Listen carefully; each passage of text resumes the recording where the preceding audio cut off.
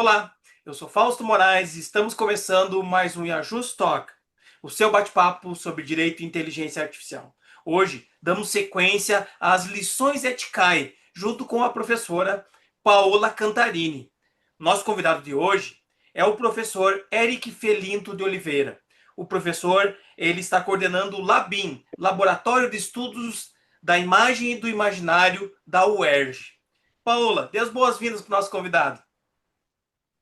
Super boas-vindas. A gente agradece muito a sua participação, professora Eric, professora há muito tempo, as suas pesquisas aprofundadas na área da comunicação, semiótica, a história, a filosofia, a comunicação, mídias digitais, enfim. Principalmente eu gostaria de trazer alguma exploração do conteúdo desse livro que você fez em coautoria com a professora Lúcia Santaella sobre o Willem Flusser, o explorador de abismos, e pensar um pouquinho o que vocês quiseram dizer, mencionar com explorador de abismos. Isso se refere até à questão do pós-humano, da pós-história, que a gente sai dessa linearidade que era com a história, esse modo de pensar casual, causal, desculpe, unidimensional, e com as imagens técnicas, e daí a gente pensa nesse livro dele, A Filosofia da Caixa Preta, que ele vai trazer a questão da fotografia, mas que serve-se como um paradigma para a gente pensar computação, pensar inteligência artificial, a técnica como um todo.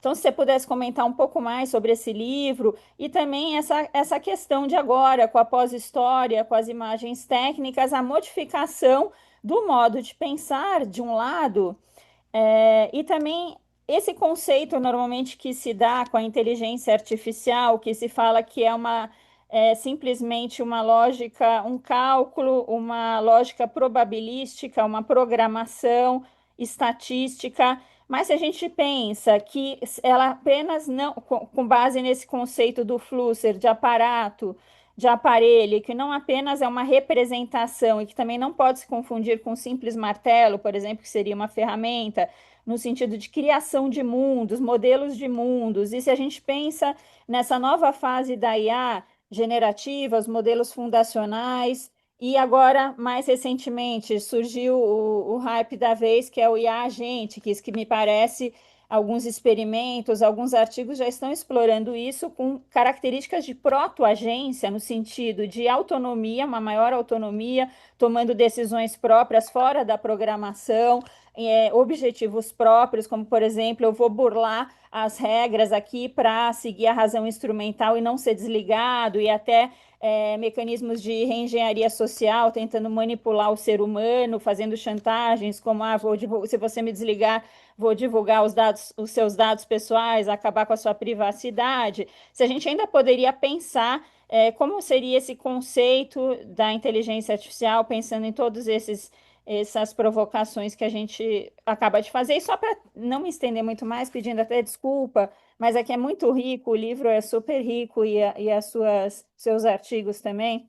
A questão também é do modo de pensar que nós estávamos na história, na linearidade, esse modo de pensar mais unidimensional e que nós precisamos cada vez mais, quando a gente fala da IA, o papel da educação, de um letramento digital, mas não apenas uma capacitação técnica, mas também para capacidades humanas que me parece que, de uma certa forma, estamos perdendo. Alguns reportes, alguns relatórios e artigos falam, estamos diminuindo a criatividade. Um artigo mesmo na revista da USP, dossiê sobre IA e pensamento científico, construção científica, fala, aumentam os papers, estamos tendo uma produção cada vez maior de papers, mas papers de ruptura e pensamento disruptivo, isso não está aumentando. Então, trazer essas reflexões, mais essas provocações e agradecemos novamente, professor. Bom, em primeiro lugar, eu agradeço vocês pelo convite, Fausto, Paola, obrigado. É um prazer estar falando aqui com vocês, conversando sobre o Flusser, né? Essa figura também tão interessante que marcou um pouco a cena brasileira, particularmente em São Paulo, né? Onde ele viveu 32 anos. E a primeira pergunta que você me fez foi sobre o livro, né? Esse livro foi o primeiro livro inteiro que eu publiquei sobre o Flusser, junto com a professora Lúcia Santaella. depois saiu o outro, né, o Cartógrafo Sem Bússola. E o objetivo do livro, na verdade, era explorar uma faceta do pensamento do Flusser que não tinha sido abordada até então, ou pelo menos não de maneira muito sistemática, que é o tema do pós-humano, né? O título foi uma ideia minha, porque para mim o abismo no pensamento do Flusser ele representa uma série de conceitos interessantes filosóficos. Em primeiro lugar, tem a ver, claro, com um grande personagem, né, do seu livro talvez mais exótico, mais estranho, que é o Vampirotoides Infernalis, o livro em que ele fala sobre a lua vampiro do inferno. Em segundo lugar, o abismo tem um pouco a ver também com essa ideia de uma certa vertigem filosófica, né? Que o Flusser usa, uma expressão muito bonita, né? Em que ele marca como o pensamento filosófico ele tem que ser um pensamento criativo, tem que ser um pensamento marcado, inclusive, pela potência da ficção, que é algo que ele faz ao longo de toda a sua obra, particularmente em Vampiratoides Infernales, né? Quando ele cria, por exemplo, o conceito de ficção filosófica, né, essa mescla entre a fábula, a ideia da fábula, com o pensamento filosófico. Ele cria um gênero muito interessante que permite explorar determinados cenários possíveis, né? Aliás, você falou, orando, os mundos, da criação de mundos, acho que Flusser faz exatamente isso. Ele é um pensador, um escritor que cria, né, mundos imaginários. E aí ele se pergunta como seriam as condições de existência diante desse outro mundo diferente daquele no qual eu vivo, né? Um exercício muito interessante de ficção filosófica que ele faz continuamente.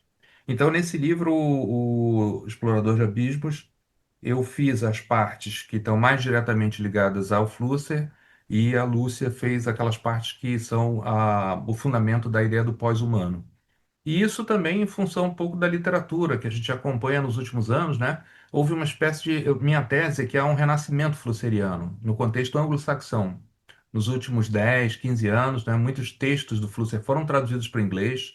Flusser se tornou um personagem muito citado por autores que estão trabalhando exatamente esse tema do pós-humano, né? Essa questão, o que é o humano no momento da sociedade hipertecnológica, que reconfigurações esse humano vai sofrer intelectuais, corporais, biológicas, né? No contexto dessas grandes transformações tecnológicas que a gente está vivendo hoje.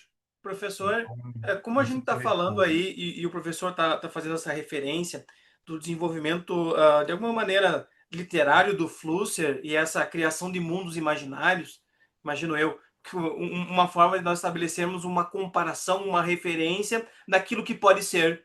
Talvez essa criação imaginária que a literatura e o cinema proporcionam seja um mundo que pode ser e que a gente tem explorado do ponto de vista da reflexão. E aí eu fico pensando e queria ouvir um pouco o professor, como que a literatura e o cinema nos ajudam a pensar esse momento que nós estamos vivendo de uma forte tecnologia, dessa tentativa de compreensão do ser humano nesse contexto, e até mesmo, como o professor falou, do pós-humano. Então, em geral, as pessoas têm uma visão, né, que separa o domínio da ficção, da criação artística, da vida cotidiana. Essa visão é equivocada, porque o nosso mundo ele está completamente entrelaçado pelo poder das ficções, que não somente criam mundos possíveis, imaginados, mas elas pensam a realidade, né, em que nós vivemos. Você vê até um filme de cinema hollywoodiano, o mais ingênuo possível, de alguma maneira ele vai trazer elementos que ajudam a gente a pensar sobre a nossa realidade contemporânea. Aliás, a ficção científica é um gênero, né, que sempre criando fantasias a respeito do futuro, na verdade está sempre pensando, refletindo sobre o nosso presente, através de metáforas e alegorias, né? Então, o cinema e a literatura são campos fundamentais para a gente entender a sociedade, porque eles não nascem no vazio, né? Eles nascem num certo terreno cultural. O Ezra Pound, por exemplo, tinha aquela frase famosa que ele dizia: o artista é a antena da raça, que o artista capta as energias, né, que estão circulando num determinado momento histórico. E o cinema é essa arte na qual a gente vê muito claramente plasmado o imaginário da cultura em um certo momento. Pega os filmes da ficção científica, por exemplo, dos anos 50. A gente vê como é que a grande preocupação era a questão nuclear. Então, os efeitos da radiação, né, o perigo da bomba atômica. Vai mais um pouco e você pega os filmes da década de 60, mais ou menos, e você percebe uma fixação com o tema da invasão alienígena, da presença estrangeira, dos alienígenas que tomam corpos, né, como invasores de corpos, e você percebe a paranoia da sociedade americana com a infiltração comunista. Então é muito claro que o cinema reflete nossa sociedade. Para além disso, evidentemente, ele é uma, assim como a literatura, é uma ferramenta de criação que ajuda a gente a imaginar mundos possíveis, futuros possíveis. Sem cinema, sem a literatura, sem a arte, é algo que eu acho que Flusser percebia claramente, a gente não tem essas ferramentas, né, para criar mundos, para imaginar futuros possíveis. Eric, eu estava pensando aqui na como é diferente a forma de construção do pensamento, a forma de exposição do Flusser, e que você colocam isso no livro e outros autores também, que ele vai além de uma interdisciplinariedade, uma transdisciplinariedade, no sentido de uma multiplicidade de mundo. E se a gente pensa a importância da criatividade, do pensamento disruptivo, dessa diminuição que a revista Nature apontou, de pensamentos, de papers de ruptura. E a gente tem todo esse problema dentro da inovação também no Brasil. Quando a gente estuda o tema, a gente fala, a gente tem muita inovação incremental, mas não disruptiva. E tudo isso é apontado, precisamos disso. Só que a estrutura, me parece, educacional, tradicional, ainda não está preparada. A gente sabe que precisa, mas a base ali parece que não está se reformando. Você vê um caminho para isso? Como que você vê essa questão? Então, a gente parece que vive um certo paradoxo hoje, né? Porque a gente está vivendo a época das imagens, a época das tecnologias da imaginação, né? A internet, o cinema, a televisão. E, ao mesmo tempo, sem dúvida nenhuma, a gente está atravessando uma certa crise na imaginação. A geração, por exemplo, que hoje está aí com seus 20 e poucos anos, é uma geração que tem extrema dificuldade em enxergar um futuro possível, né? A gente tem uma série de representações apocalípticas, né, do futuro, uma série de representações sobre o fim do mundo. Então, essa crise da imaginação, ela tem relação, curiosamente, com essa multiplicação de tecnologias da imaginação que a gente criou. E acabou tomando um pouco o espaço, né, da imaginação humana. Tem um certo espírito de pessimismo no ar, que dificulta, né, a gente enxergar um futuro possível ou uma utopia, né? A gente desistiu das utopias. Algo que o pensamento, por exemplo, progressista, né, tem muita dificuldade hoje de trabalhar aquela visão, né, de um futuro utópico, de uma igualdade, de um bem-estar da humanidade como um todo. Tá? E nesse sentido é que eu acho que o Flusser é um pensador importante, porque o que ele faz na obra dele, ele morreu em 91, é, então ele não viu totalmente essa revolução tecnológica, né? Ele viu o começo disso, mas ele tinha ali uma crença muito firme nas potências da imaginação, do experimento mental. Né? Tem um livro dele chamado Angenomen, que em alemão significa suponhamos, que é uma série de experimentos mentais tentando imaginar cenários possíveis, né? De futuro. Então, as nossas escolas elas têm trabalhado muitas vezes para criar pensamentos que são moldados em caixinhas, com metodologias muito definidas, né, com toda uma certa linearidade de pensamento, que é importante para o pensamento racional, mas com muito pouco desenvolvimento dessas faculdades mais imaginativas, um pouco desenvolvimento de um pensamento contra-intuitivo, que era o tipo de pensamento que o Flusser produzia, né, no seu trabalho. Eric, me, Então, me chama a atenção um detalhe aí com a sua fala, desse modelo, que é um modelo, digamos assim, de restrição à capacidade imaginativa do pensamento. E se eu tô, correto, o Flusser ele tem uma postura crítica sobre esse tecnicismo, essa forma na qual a gente estuda, a gente compreende o mundo através de uma lente específica da técnica. É isso mesmo? o Flusser ele tinha uma visão em que ele via pelo menos duas maneiras básicas de se relacionar com a técnica, né? Uma que ele chamava a postura do funcionário, que eu acho que é essa que domina, né, hoje, e outra que seria essa postura lúdica, que ele chama lúdica, que é a brincadeira com o aparato, que é do jogo, que é da criatividade. Então, o sujeito que se mantém na posição do funcionário, ele simplesmente responde ao programa do aparato, né? Aquilo que já está dado, como, sei lá, interface, por exemplo. enquanto que o jogador, a figura do brincador, do lúdico, é aquele que vai jogar contra a interface, que vai jogar contra o programa, que vai tentar, então, encontrar formas criativas e originais de, digamos assim, dobrar, né, esses programas. E é exatamente isso que a gente estava falando antes, né? A questão da educação para a mídia não pode ser só uma educação para a mídia, tem que ser uma educação criativa para a mídia. Como lidar com esses aparatos, com essas tecnologias, de uma forma que a gente possa intervir nelas para além, inclusive, da interface, né? Ou seja, aprender sobre código, aprender programação, entender como funcionam essas caixas pretas, né? Cibernéticas. Isso eu acho que é uma tarefa essencial do século XXI. O interessante, Eric, é que existe toda uma inclinação na forma no modelo de formação das pessoas. A gente pode ver que, por exemplo, eu sou da área do direito, então existe já uma inclinação que o futuro do direito só é um futuro vinculado à tecnologia. Então nós temos que desenvolver questões jurídicas através do empreendedorismo, criar novas tecnologias, criar um ecossistema tecnológico para o direito continuar funcionando. E que me parece, nessa concepção, a gente coloca de lado outros tipos de compreensão do mundo e a compreensão do papel do direito nesse mundo. A gente não pode ter uma postura nem ludita, né? Assim, negar que a tecnologia é uma realidade, que ela está presente, que ela não vai embora. Mas, por outro lado, a gente não pode também abdicar, me parece, de uma formação humanista. Isso é algo que eu sinto como professor na minha atividade. Eu sinto muita falta de um empenho nessa ideia da universidade, que era a ideia tradicional da universidade, né? Da formação humanista de um conhecimento que envolve trabalhar com arte, com literatura, com cinema, com os vários saberes, né, que compõem isso que a gente chama assim muito vagamente as humanidades, né, as ciências humanas. Porque é no encontro entre esses dois mundos, né, o mundo da técnica e o mundo da humanidade, que a gente, eu acho, vai encontrar respostas positivas para criar futuros, né? Eu acho que um grande pensador da tecnologia, o filósofo francês, o Gilbert Simondon, ele faz uma crítica muito interessante da nossa atitude, né, em relação à técnica.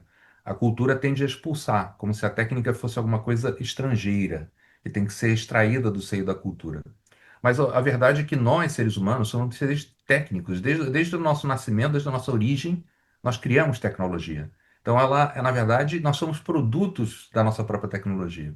E aprender a trabalhar com ela nessa vertente, né, de um processo criativo, de um uso imaginativo da técnica, é o que vai, acho que, trazer o homem numa postura, lúdica, não de funcionário, né, dos aparatos técnicos. Pensando nessa parte que você toca, porque a gente faria ainda sentido a gente pensar nessas construções que o Foucault trabalhava quando falava de sociedade da disciplina, da normalização, no sentido do binômio poder-saber, e daí Nietzsche também, né, com a construção de discursos de verdade, como ligados a estruturas de poder, e daí vai, né, o giro decolonial, falando para a gente sair do discursos eurocêntricos, epistemologias do Sul, essa abordagem decolonial, também voltado para a técnica, porque fala que estamos com novos colonialismos, né, colonialismo de dados, colonialismo de carbono, e ainda teríamos alguns aspectos desse binômio e a importância, como você falou, da gente também não ver a técnica apenas num viés extremamente negativo, a gente fugir das visões utópicas, distópicas, procurar um meio termo ali, uma abordagem crítica, né? Eu fiz um artigo comparando a abordagem de Byung-Chul Han, que eu adoro, ele é maravilhoso, mas você não fica um pouco assim, meio deprimido lendo? Eu fico um pouco deprimida e assim, e a análise do Kai-Fu Lee no livro AI 2041, que também o último capítulo desse livro, ele estava ótimo, assim, porque ele mistura com a ficção, mas o último capítulo eu acho que ele deu uma exagerada assim no utopismo, porque um fala sociedade da escassez e o outro sociedade da abundância, e são tão totalmente contrárias às abordagens do mesmo destino, da IA e da tecnologia, né? Se você pudesse comentar um pouco. Veja, cheguei a conhecer o Byung-Chul Han e é um pensador assim muito afinado com o contemporâneo, mas ele segue uma tradição que é uma tradição bastante desgastada do pensamento, que é muito característica da Alemanha. Tem também, acho que no pensamento francês, que é um pessimismo técnico radical. E que, na verdade, é pouco criativo no sentido de oferecer alternativas para o cenário do desastre. Então, até na Argentina, agora recentemente comprei um livrinho, estou para ler ele ainda, que comenta, né, o Byung-Chul Han, são vários pensadores, vários filósofos argentinos comentando, fazendo uma crítica, né, do Byung-Chul Han nesse sentido, desse pessimismo radical, né, que na verdade é pouco propositivo e é mais diagnóstico. A gente às vezes brinca que o Mishcon produz um livro por semana, porque são aqueles livrinhos, né, pequenos que é uma loucura, ele realmente é um cara muito produtivo. Mas eu acho que você toca num ponto aí muito importante, tá? Que tem a ver com a ideia de uns saberes alternativos, originários, por exemplo, e não é coincidência que hoje isso está, digamos assim, na moda. Falar dos saberes das culturas originárias, né? Falar dos saberes perdidos das comunidades andinas, falar desses saberes das perspectivas ameríndias. Tá? A gente tem o Viveiros de Castro aqui, a gente tem um renovado interesse pelas culturas indígenas, né? A gente tem autores como a Marisol de Nakade, né? Trabalhando essa retomada desses saberes originários. E eu acho, inclusive nesse ponto da questão da imaginação, da importância da imaginação, que nós ocidentais, né, seja que a gente pode usar essa expressão, temos muito a aprender com esses saberes. Ou seja, é interessante porque ao mesmo tempo que a gente tem que olhar para o futuro e pensar futuros possíveis, tem que lançar também um olhar sobre esses passados que foram perdidos, que a cultura ocidental colocou às margens, né? E que agora eu acho que tem que ocupar um espaço central para nós. Aprender a sonhar, por exemplo, algo que as culturas originárias sempre fizeram, né? Muito bem, é algo que a nossa cultura esqueceu. É a potência, né, do sonhar. A literatura explorou, mas a cultura em sentido amplo, largo, né, deixou isso de lado. Então, essas heranças todas, eu acho que elas estão retornando agora, e a ideia do perspectivismo, que a gente encontra, por exemplo, na obra do Eduardo Viveiros de Castro, é uma ideia que está presente no pensamento flusseriano, né? O perspectivismo radical, em que a gente faz esse exercício de assumir o ponto de vista de uma alteridade, seja de um outro ser biológico, seja de um outro indivíduo humano, né? Um exercício em que a gente não se congela em uma identidade fixa, mas consegue mudar de ponto de vista, né?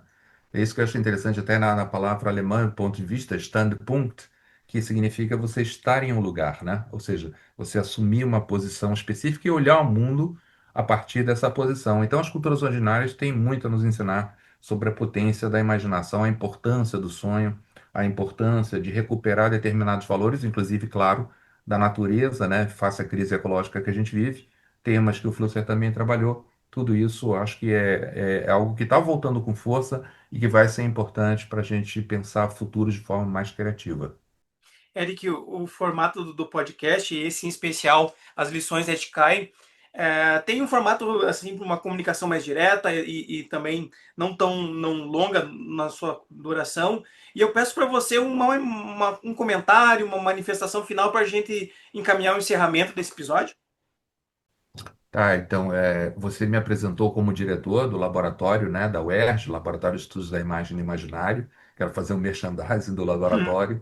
É uma iniciativa que eu acho que a gente tenta criar para suprir, digamos, esses espaços em que o pensamento abdicou um pouco da imaginação em prol da racionalidade linear. Uhum. E eu não, absolutamente, claro, acho que eu não tenho nada contra, acho que é fundamental que a gente use os instrumentos da razão, fundamental que a gente consiga operar também, né, numa linearidade, mas que seja temperada com o poder da ficção, que seja temperada com as hipóteses de criações de mundo, tá? A gente tem uma tradição filosófica aí, que inclusive é até antiga, e podemos recuperá-la, né? Passa por Hans Weininger, né, a filosofia do como ser, passa pela filosofia do ficcionalismo, passa pelas ficções filosóficas do Flusser.